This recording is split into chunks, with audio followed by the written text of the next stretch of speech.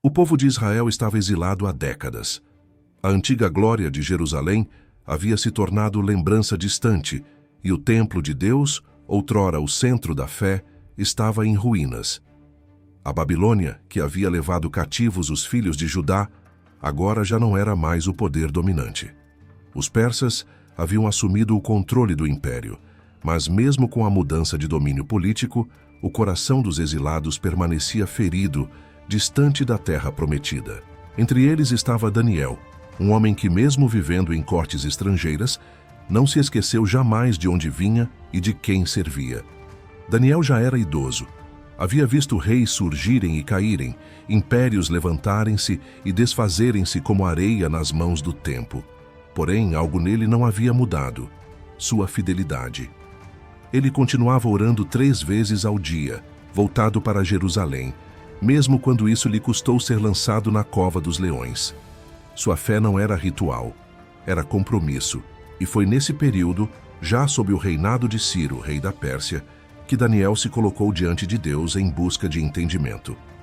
Ele havia lido nos escritos do profeta Jeremias que o exílio de Israel teria duração de 70 anos.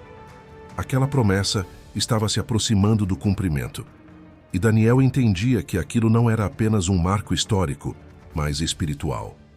O retorno não seria apenas geográfico, mas um chamado ao arrependimento e restauração. Por isso, ele decidiu jejuar. Não um jejum breve, mas uma consagração profunda. Durante 21 dias, Daniel se absteve de prazeres, perfumes e alimentos finos. Não buscava manipular Deus. Ele buscava discernir. Queria ouvir a voz do Senhor no meio da história. Queria entender o que estava por vir. O texto diz que durante esse período, Daniel estava profundamente angustiado. Não era tristeza comum, era peso espiritual. Era como se algo estivesse acontecendo nos céus e ele estivesse captando apenas o eco na terra. Daniel orava sem ver resposta. Ele clamava sem sentir consolo. Não havia visão, não havia revelação, não havia sinal. E ainda assim, ele continuou. Esse detalhe é importante, porque muitas vezes a ausência de resposta não significa ausência de movimento.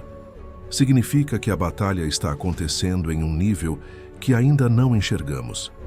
Daniel permaneceu porque entendia que a fidelidade não depende de sensações, mas de convicção. Ao final dos 21 dias, algo aconteceu. Daniel estava à beira do rio Tigre.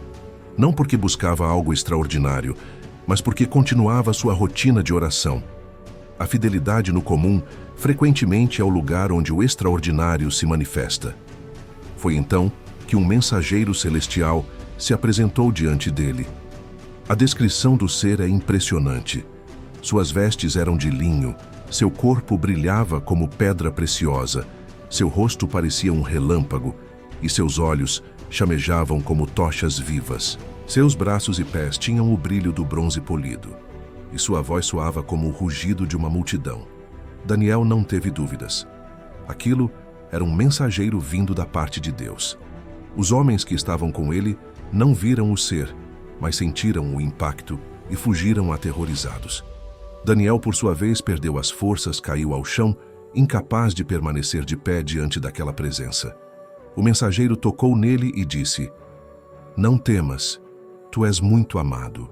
Essas palavras são o ponto de partida do que estava prestes a ser revelado. Antes da explicação, antes da profecia, antes da visão, Deus afirma valor. Daniel estava sendo respondido não por seu status, nem por sua inteligência, mas por seu coração voltado ao Altíssimo. O mensageiro então explica a razão do atraso. Desde o primeiro dia em que aplicaste o coração a compreender, tua oração foi ouvida, mas o príncipe do reino da Pérsia me resistiu durante 21 dias. Daniel havia orado. A resposta havia sido enviada no primeiro dia, mas ele só a recebeu no 21º. A batalha estava acontecendo em um plano invisível. E esse é o ponto que abrirá a próxima parte da história. A guerra espiritual é real, e até os mensageiros de Deus enfrentam resistência. Daniel ainda estava prostrado quando o mensageiro se aproximou novamente. Não havia nele arrogância ou dureza, mas uma autoridade tranquila que não precisava se impor. Sua mão tocou os lábios de Daniel, e pouco a pouco ele recobrou a respiração e as forças necessárias para permanecer de joelhos. A visão ainda o abalava, pois nenhum homem, por si só, suporta o peso da glória que procede da presença de Deus. Contudo, Daniel permaneceu ali atento, porque sabia que aquele momento não era comum. Algo eterno estava sendo revelado naquela conversa. O mensageiro começou a explicar a razão de sua vinda. Ele disse que fora enviado em resposta às orações de Daniel desde o primeiro dia. Isso revelava algo fundamental. A oração não é medida pelo que sentimos enquanto oramos, mas pela fidelidade daquele que escuta. Daniel não viu, não sentiu e não ouviu nada durante os 21 dias de intercessão, mas o céu estava em movimento desde o primeiro instante. O mensageiro descreveu a resistência que enfrentara. O príncipe do reino da Pérsia me resistiu. Essas palavras não se referiam a um governante humano, mas a uma entidade espiritual que atuava sobre o Império Persa. A Escritura deixa claro que os povos não são apenas dirigidos por reis e governadores, mas que há influências espirituais por trás de decisões, culturas e movimentos históricos. A resistência que o mensageiro enfrentou não ocorreu em campos físicos de batalha, mas no domínio espiritual, onde a autoridade que Deus concede é disputada por aqueles que se rebelaram contra ele. Daniel ouviu atentamente, e sua expressão mostrava espanto. Ele sempre acreditara na soberania de Deus e na existência de anjos, mas agora estava ouvindo sobre um conflito invisível que envolvia não apenas o destino de Israel, mas o curso de impérios. A oração de um homem debilitado e exilado era grande o suficiente para mover batalhas que se travavam nas regiões celestiais. Essa é a grandeza da intercessão. Ela rompe fronteiras entre terras e céus. O mensageiro continuou, revelando que a resistência foi tão intensa que ele não conseguiu chegar até Daniel sozinho. E então ele disse: "Mas Miguel, um dos primeiros príncipes, veio para ajudar-me." Esse detalhe é significativo. Miguel não aparece como um auxiliar menor, mas como um líder de guerra, um príncipe espiritual de alta autoridade. Ele é chamado em outras partes da Escritura de o grande príncipe que defende o povo de Deus. Sua função não é trazer mensagem, nem explicar visão, mas lutar. A presença de Miguel na batalha não diminuía o mensageiro que falava com Daniel, mas revelava que nem todos os anjos têm a mesma tarefa. Há mensageiros, há ministros, há guardiões e há guerreiros. Cada um age segundo o propósito para o qual foi criado. O mensageiro enviado a Daniel tinha palavras de revelação, mas para que essas palavras chegassem, Miguel precisou enfrentar e quebrar a resistência espiritual que tentava impedir a mensagem. Daniel, ao ouvir isso, percebeu que o atraso não significava abandono, significava guerra. E isso muda a forma como entendemos o silêncio de Deus. Muitas vezes o que chamamos de demora é, na verdade, batalha espiritual acontecendo em esferas que nossos olhos não alcançam. O mensageiro então ergueu novamente Daniel, dizendo: "Não temas, a paz seja contigo, sê forte."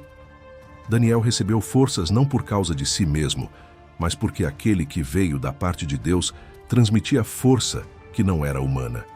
Então, o mensageiro explicou que ainda teria de retornar para continuar a batalha contra o príncipe espiritual da Pérsia e que depois enfrentaria outro, o príncipe da Grécia. Isso mostrava que a história humana se moveria através de reinos sucessivos. Mas nenhum movimento político ou militar ocorreria sem influência espiritual. A profecia não estava apenas revelando o que viria, mas mostrando como o mundo invisível molda o mundo visível.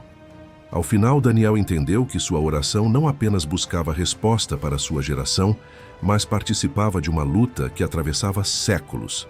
Sua fidelidade não era pequena, porque estava ligada ao propósito eterno de Deus. O mensageiro veio para revelar, mas antes disso, veio para ensinar. A verdadeira guerra não começa na terra, mas nos céus. Se você chegou até aqui, não se esqueça de se inscrever no canal e deixar seu comentário aqui embaixo com ideias para trazermos mais histórias como essa. Curta, compartilhe e comente. Isso nos ajuda a continuar revelando mistérios ocultos. Agora, vamos voltar para a nossa história. A revelação que o mensageiro trouxe a Daniel não era apenas uma explicação, mas uma abertura de cortina para uma realidade que sempre existiu, embora raramente seja vista. Ao dizer que havia sido impedido durante 21 dias pelo príncipe do reino da Pérsia, o mensageiro mostrava que havia uma batalha espiritual conectada ao curso dos impérios humanos. Esse príncipe não era um rei terreno, não era Ciro, nem Dário. Era uma entidade espiritual que atuava sobre o reino persa, influenciando decisões, pensamentos, cultura e direção política. Era uma força que se opunha ao plano de Deus para o seu povo. A Bíblia deixa claro em outros textos que há governantes espirituais, forças que atuam nas regiões celestes, como Paulo afirma séculos depois. Não temos que lutar contra carne e sangue, mas contra principados, potestades e dominadores deste mundo tenebroso. Daniel estava vendo essa verdade antes mesmo de ela ser explicada no Novo Testamento. O mensageiro não estava usando linguagem simbólica. Ele estava relatando um combate real, no qual sua passagem até Daniel havia sido bloqueada. A pergunta que surge é: por que esse príncipe espiritual estava interessado em impedir a mensagem? Porque a mensagem dizia respeito ao povo de Deus e ao retorno de Israel à sua terra.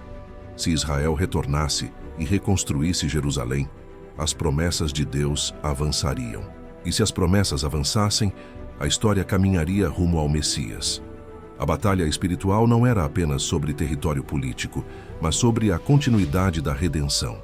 Esse príncipe espiritual da Pérsia não possuía força maior do que Deus, mas atuava para atrasar, impedir, confundir, desgastar. É exatamente nesse contexto que Miguel entra em cena.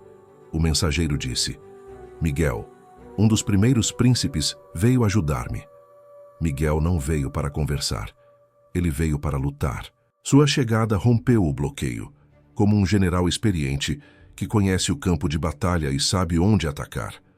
A autoridade de Miguel não era autônoma. Ela era derivada do próprio Deus. E isso é essencial.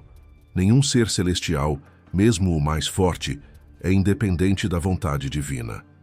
Daniel poderia imaginar que os céus eram sempre calmos, silenciosos, distantes das tensões humanas. Mas agora, ele via que o que acontecia na terra era reflexo de uma batalha muito maior. A queda de reinos, a ascensão de impérios, as decisões de reis. Nada disso era apenas resultado de estratégias humanas. Havia forças invisíveis influenciando e disputando territórios espirituais. O mensageiro explicou que, após terminar sua revelação a Daniel, ele precisaria retornar ao combate e depois enfrentaria o príncipe da Grécia. Isso significava que o Império Persa, que dominava naquele momento, seria sucedido pelo Império Grego e que cada império carregaria consigo influências espirituais distintas. Daniel percebeu então que sua oração não era isolada, nem pequena. Quando ele se colocara diante de Deus, ele estava participando de uma história que envolvia reinos, nações e eras. Sua busca por entendimento movia batalhas que ele não podia ver. O silêncio inicial de Deus não significava ausência, mas guerra travada em seu favor. Esse é um dos pontos mais profundos desse episódio.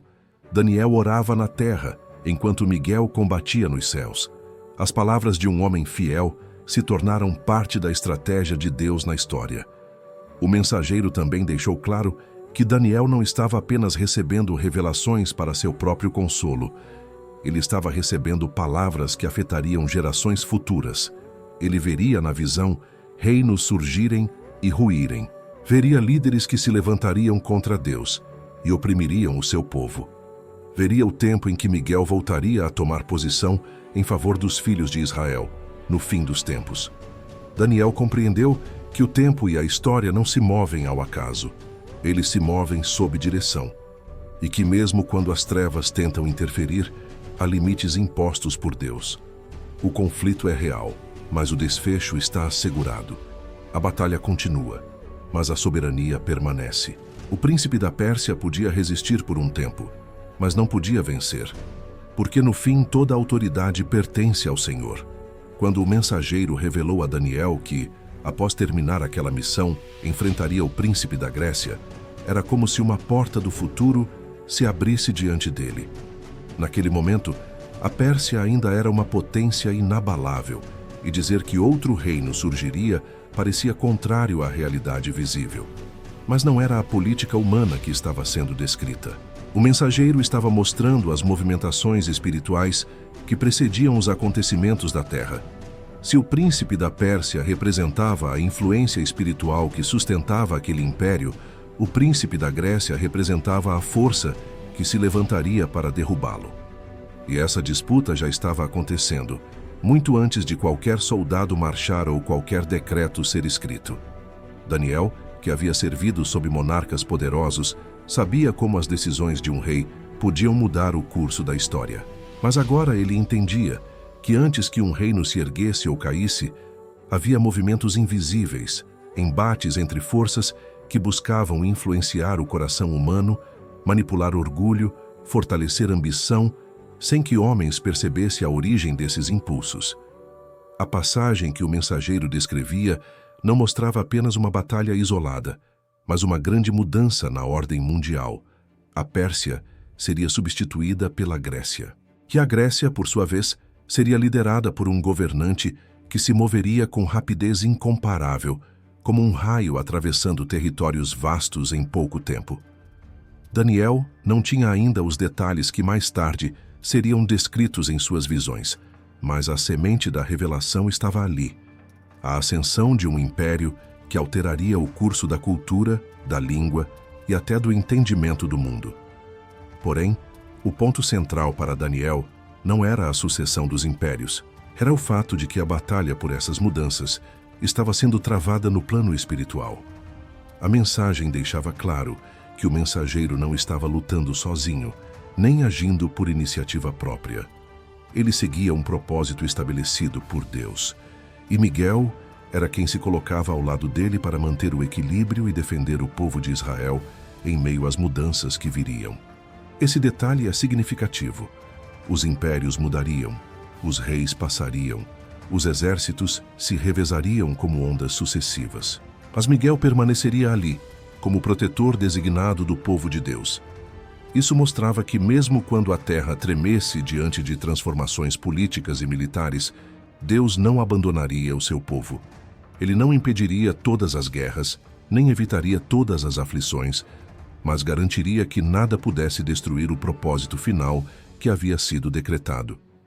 A revelação do príncipe da Grécia também mostrava a Daniel que o que está por vir, muitas vezes, começa antes que alguém perceba. As batalhas são decididas antes de serem vistas. E a oração de Daniel, sua busca por entendimento, sua perseverança, estavam alinhadas com essa dimensão maior.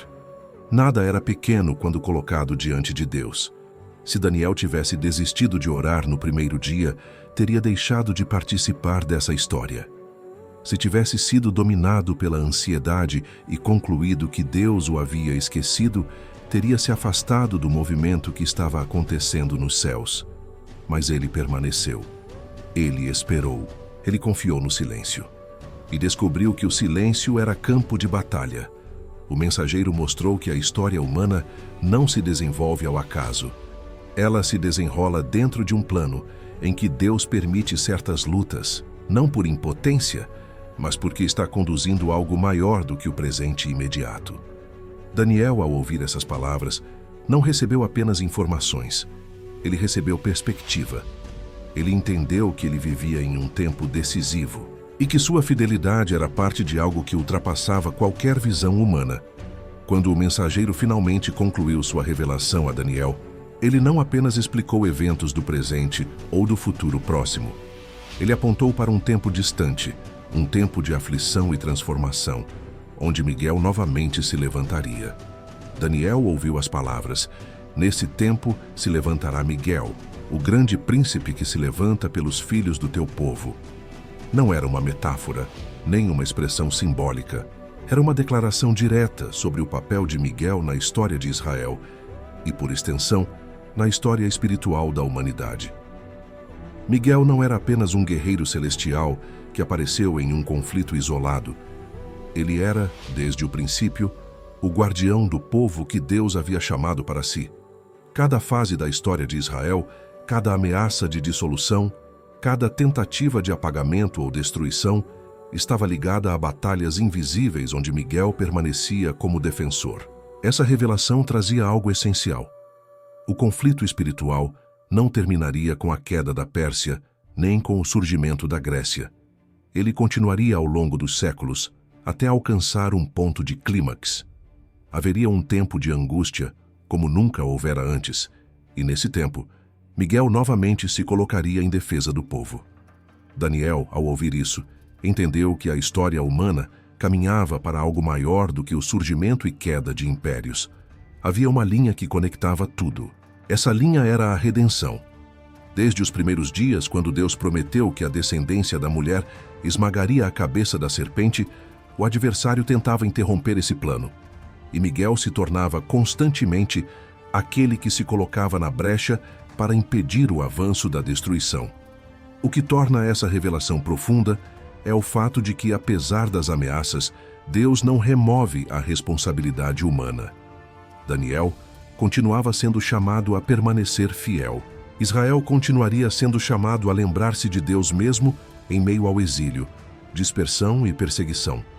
A proteção celestial não anulava a fidelidade na terra. Ela a sustentava. E quando o mensageiro disse que aqueles cujo nome estivesse escrito no livro seriam libertos, ele mostrava que a batalha espiritual não tinha como objetivo apenas preservar uma nação, mas preservar corações que pertenciam a Deus. Miguel não lutava por território, mas por propósito. Esse entendimento também mostra por que Daniel não recebeu apenas visões, mas instruções. O livro deveria ser guardado, selado, preservado, porque sua mensagem seria necessária no futuro. A geração de Daniel veria apenas o início das mudanças. Outras viriam e enfrentariam perguntas, dúvidas, medos. E ao ler que Miguel se levantaria, saberiam que mesmo no momento de escuridão mais profunda, Deus não abandona o que é seu. A história não pertence ao caos. Ela pertence àquele que reina. Daniel não recebeu alívio imediato. Ele continuou vivendo no exílio, em uma terra estrangeira, cercado de culturas e crenças diferentes. Mas agora ele sabia que sua vida não era pequena. Suas orações moviam batalhas celestiais. Suas lágrimas tinham peso eterno. E sua fidelidade tinha significado muito além do que seus olhos podiam ver. Daniel se levantou daquela visão sabendo que a continuidade do povo de Deus estava assegurada, não pela força militar, não pela estabilidade política, mas pela fidelidade daquele que comanda os exércitos celestiais.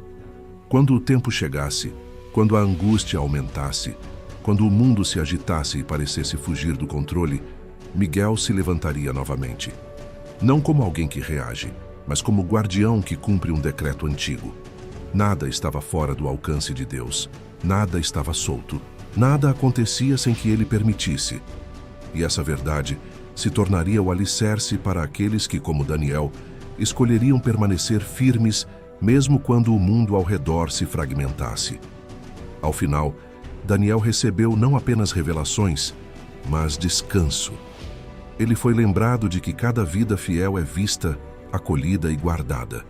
A história continua. A batalha continua. Mas a vitória já tem dono. E assim, chegamos ao fim de mais uma história.